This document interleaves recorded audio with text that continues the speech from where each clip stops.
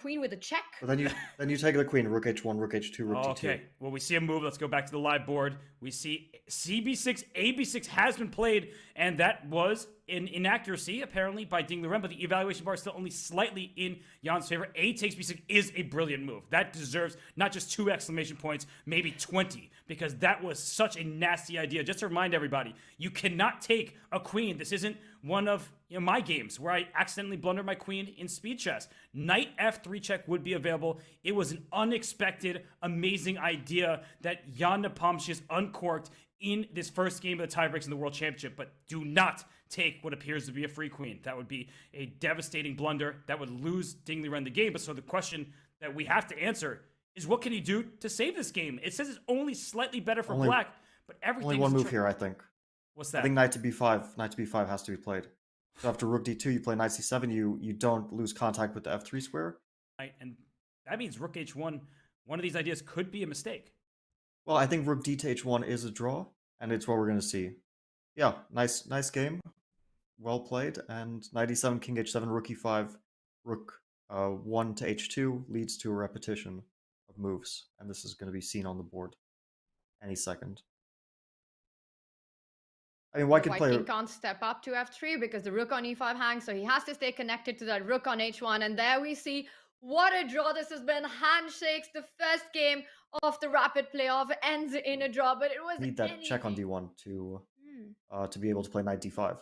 Like, let's say knight b8, you play knight d3, you lose after knight c6. I think that's like... I'm going to show that ever so quickly. Knight b8 is a hilarious move. Knight d3, knight c6, the point fork, hitting this rook and forking here. But the moves are being played so quickly, let's let them play out. We see a trade of knights in a funny fashion that we predicted, and now we see the rooks are being offered. But that idea by Fabi, knight b8 to c6, clever try, but look at Jan. He knows that there's absolutely nothing here. It may look like a bad pawn structure. You just can't attack it. If you bring a rook to b6, the rook comes back to d6. Let's trade a pair of rooks, then there are no chances. That happens on the board. I think it is just about meeting the move control that you can offer a draw. Both players will probably just find a way to repeat it. Rook a2, the rooks will start shuffling, and we see that happen.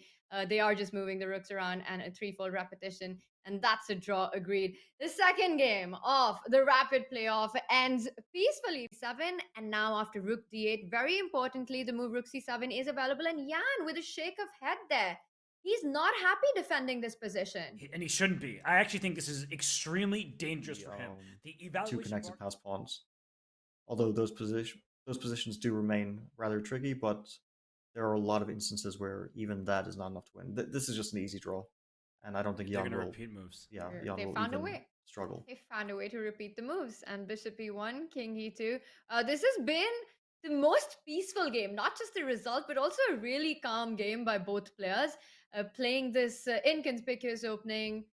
A little bit. Yeah, Nepomniachtchi. It's actually a very interesting move because you don't allow black's queen and bishop to get free.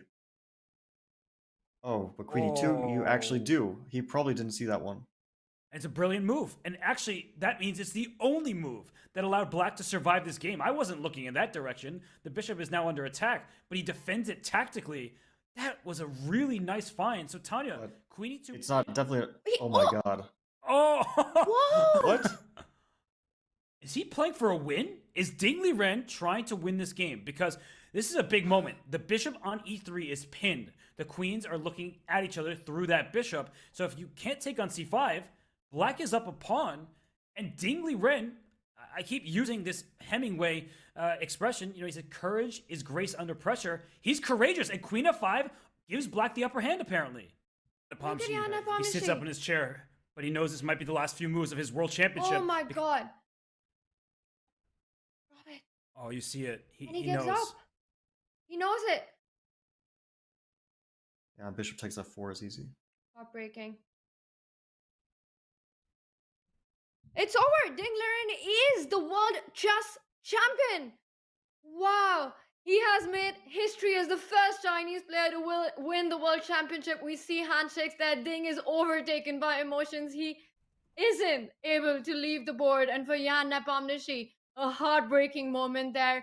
He leaves the hall. This has been a fight of courage, of grit and determination. And all of that has paid off for Ding Liren. Take a moment and